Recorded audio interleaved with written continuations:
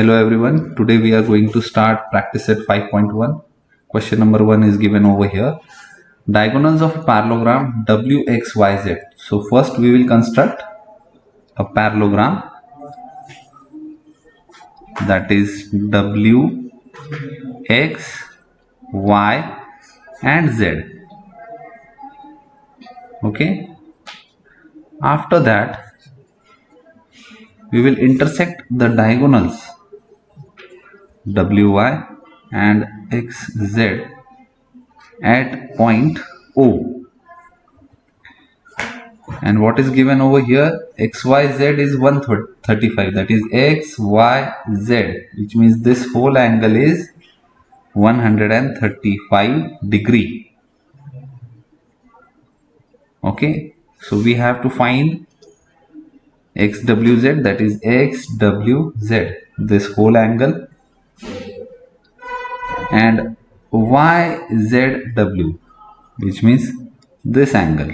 Okay, first we will find XWZ, so I will directly write angle XWZ is equal to angle XYZ, both will be equal to 135. Why? Because opposite angles of a parallelogram are equal. Opposite angles are equal. Must write the property. After that, Z and Y, both the angles are adjacent angles, which means जब हम इनको plus करते हैं XYZ को और YZW को, तो वो टोटल होता है 180 degree. Adjacent angles are supplementary. So then we will write adjacent angles in which XYZ was 135 degree. So angle YZW will be 180 minus 135 degree, which is 45 degree. Okay, so both the answers are here. First one is 135 and second one is 45. Okay, now OY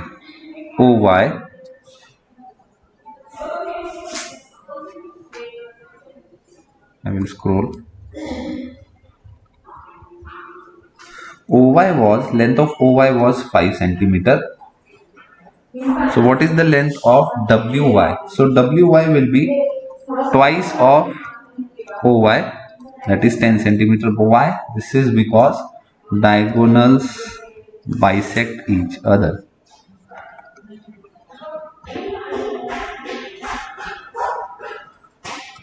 Okay, so first question has been completed. Okay, question number 2. In a parallelogram ABCD, angle A is given as 3x plus 12 and B is given as 2x minus 32. And we have to find x and then angle C and angle B. Always construct a diagram. So we will construct a diagram over here, rough diagram. तो यहाँ पे नाम दिया है A, B, C और D. इसमें angle A जो था वो मार्क किया था हमने 3x plus 12. वैसे ही एंगल B जो था वो था हमारा 2x minus 32. ओके, अब अगर हम लोग देखते हैं यहाँ पे, तो ये दोनों एंगल जो है वो एडजेसेंट एंगल, सामने सामने है ना. इसका मतलब है हम जब दोनों को प्लस करते हैं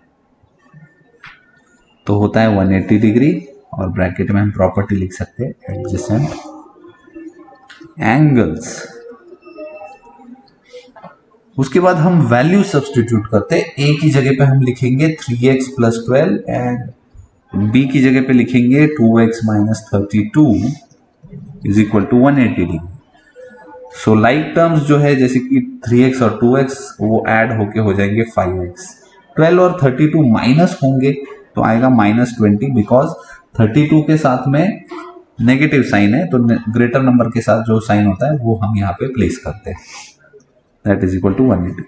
नेक्स्ट स्टेप विल बी 20 को हम लोग यहाँ पे शिफ्ट करने वाले हैं, तो यहाँ आ जाएगा 5x, और जब -20 राइट साइड में जाएगा तो वो बन जाएगा +20. साइन चेंज हो जाएगी, 180 + 20 200 हो जाएगा. So x is equal to 200 divided by 5, which is 40. So x की वैल्यू जो थी हमें यहाँ पे क्वेश्चन में जो फाइंड करना था हम लोगों ने वो यहाँ पे कर लिया।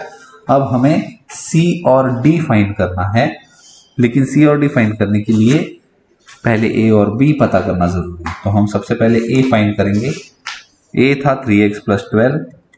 अभी हम x की वैल्यू सब्सटीट्यूट कर सकते हैं x की जगह पे, तो 3 इंटू 40 प्लस 12, तो 43 होता है 120, उसमें 12 अगर ऐड कर दो तो बन जाएगा 132 डिग्री। वैसे ही अगर b पता करना है आपको तो उधर भी वैल्यू सब्सटीट्यूट करनी है, that is 2 into 40 minus 32 which is 80 minus 32 which is 48 degree. और लास्ट जो हमें c और d पता करना था, क्योंकि एंगल a और एंगल c वैसे ही एंगल b और एंगल d ये ऑपोजिट एंगल्स ऑफ पैरेललोग्राम है,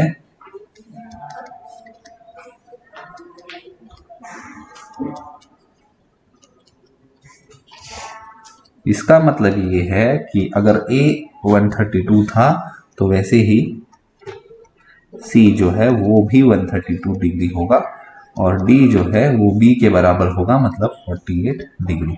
तो हमारे दोनों आंसर्स आ चुके हैं। इसके बाद हम थर्ड क्वेश्चन करने वाले हैं। Third question is perimeter of a parallelogram is 150। इसका मतलब वापस हम एक पैरेललोग्राम ड्रॉ करने वाले हैं। ठीक है, अभी इसका नेमिंग करना है तो आप कोई भी नेम कर सकते हो। ABCD मैं अभी नाम दे देता हूँ ABCD। और इसका मतलब पेरीमीटर का मतलब ये है कि ये जो चारों साइड्स है, चारों साइड्स को मिला के होता है 150 डिग्री। पेरीमीटर मतलब होता है बाउंड्री, तो इसका मतलब है वो ये हो गया 150 डिग्री नहीं सेंटीमीटर, 150 सेंटीमीटर। अब आगे क्वेश्चन में दिया हुआ है one of its sides is greater than the other side by 25 centimetre. One of its side is greater than other side, तो जो अदर साइड है वो हमें मालूम नहीं है, तो इसका मतलब हम अभी कंसीडर करेंगे, चलो इसको x ले लेते हैं। ठीक है, consider the smaller side BC B x। तो लार्जर साइड जो है, दूसरी साइड जो है लार्जर साइड, वो हो जाएगी हमारी 25 प्लस x, क्योंकि वो छोटी साइड से 25 सेंटीमीटर बड़ी थी। ठीक है, अब लार्जर साइड जो है वो है भाई AB, और ये पैरेललोग्राम होने की वजह से AB और CD ये इक्वल होते हैं, ऑपोजिट साइड्स है इसलिए opposite sides of parallelogram are equal. और कौन सी साइड होगी, BC और AD, ये भी इक्वल हो जाएगा। BC is equal to AD, ये भी सेम प्रॉपर्टी के साथ में हम लोग इक्वल करेंगे। तो ये x है तो ये भी x होगा, ये 25 प्लस x है तो ये भी 25 प्लस x होने वाला है। अब हम सबको ऐड कर देते हैं। चलो, तो ऐड करना है मतलब 25 प्लस x, सबसे पहले ये साइड, अब ये दो बार है इसलिए हम लोग दो बार लिख देते हैं 25 प्लस x। वैसे ही x भी दो बार यहां से यहां तक है तो x प्लस x, और टोटल हो जाता है पेरीमीटर 150। अब सबको प्लस करते हैं, देखो 25 और 25 हो जाएगा 50, और x है 1 2 3 4 तो 4x। अब हम 150 को 50 को हम ट्रांसपोज करेंगे ऑन द राइट साइड, तो 50 था पॉजिटिव, वो हो गया अब यहाँ पे जाके नेगेटिव 50। यहाँ पे आंसर कितना आया 100। 4x is equal to 100, so x कितना होगा 100 divided by 4 which is 25। x की वैल्यू मिल गई 25, तो हमारा AB और AB कितना था, AB is equal to CD, AB is equal to CD था हमारा 25 प्लस x।